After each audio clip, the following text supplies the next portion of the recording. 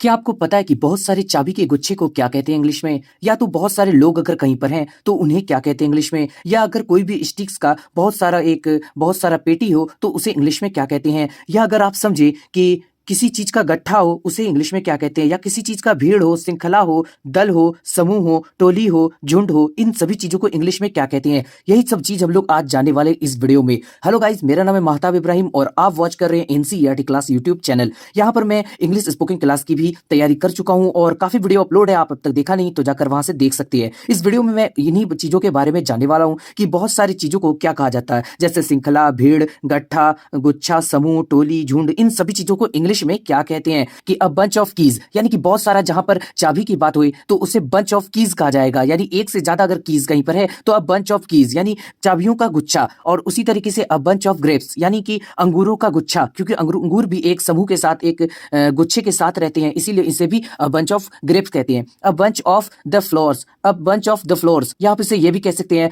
A bucket of floors, a bucket of floors.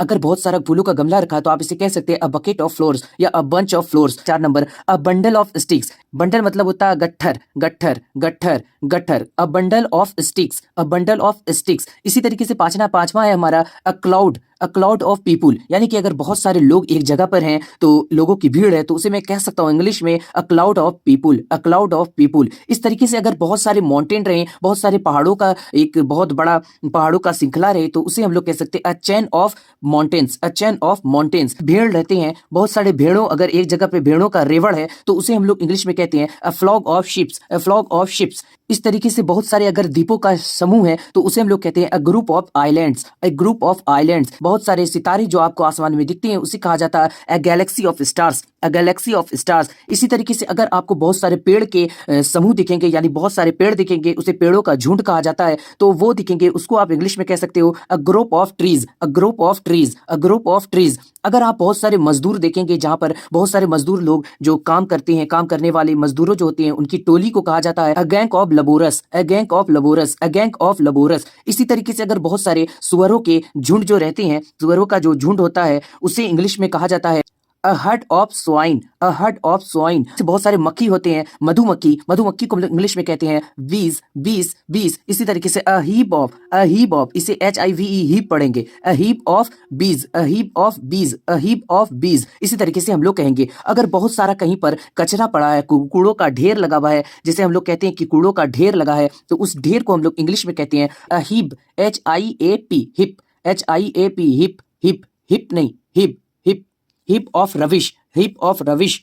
बहुत सारे जानवरों का अगर आपको समूह या झुंड, आप उसे देख लिया है, समूह ही कहें, अगर आप बहुत सारे जानवरों का समूह देख लिया है तो आप उसे इंग्लिश में कह सकते हो a herd of cattle, a herd of cattle, a herd of cattle. इसी तरीके से अगर आप बजरी या रेता का ढेर देख लेते हैं उसे आप इंग्लिश में कहेंगे a heap of stones and stand, a heap of stones and stand. अब कहीं पर देखेंगे आप बहुत सारे शिकारी कुत्तों का झुंड रहता है, अब उसे इंग्लिश में कहते हैं a pack of hounds, a pack of hounds, a pack of hounds, यानी शिकारी कुत्तों का झुंड। 2 शूज रहते हैं तो उसे कहा जाता है a pairs of shoes, a pair of shoes, a pair of shoes. सैनिकों के टोली को कहा जाता है a regiment of soldiers, a regiment of soldiers, a regiment of soldiers.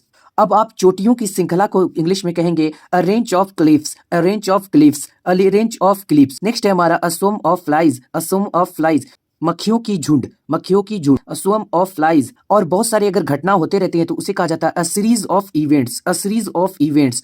और घोड़े के टुकड़ी को इंग्लिश में कहा जाता है a troops, a troops of horses, a troops of horses, a troops of horses. और पक्षियों के दल को इंग्लिश में कहा जाता है a flight of birds, a flight of birds, a flight of birds. Last जो ये लिखा अ हर्ड ऑफ डियर्स, ये हिरणों के झुंड को अ हर्ड ऑफ डियर्स कहा जाता है, a herd of dear, a herd of dear. दोस्तों, इस वीडियो में यही तक थी जानकारी, मैंने आपको काफी अच्छी नॉलेज देने की पूरी कोशिश की। यहाँ पर मैंने 25 ऐसे इंपॉर्टेंट फ्रेजेस लेकर आया था जिसमें मैंने आपको बताया कि यानी कि ये इंपॉर्टेंट कलेक्टिव फ्रेजेस में कि आपको इन सभी चीजों के बारे में पता होना चाहिए। अगर आप इंग्लिश स्पोकन क्लास करना चाहते हो तो इस पर काफी वीडियो अपलोड है, उसके प्लेलिस्ट पे जाके आप पहले दिन से ही स्टार्ट कर सकते हो। वीडियो पसंद है वीडियो को लाइक करें, दोस्तों में शेयर करें और मिलते हैं अगली वीडियो में। तब तक के लिए अपना ख्याल रखें।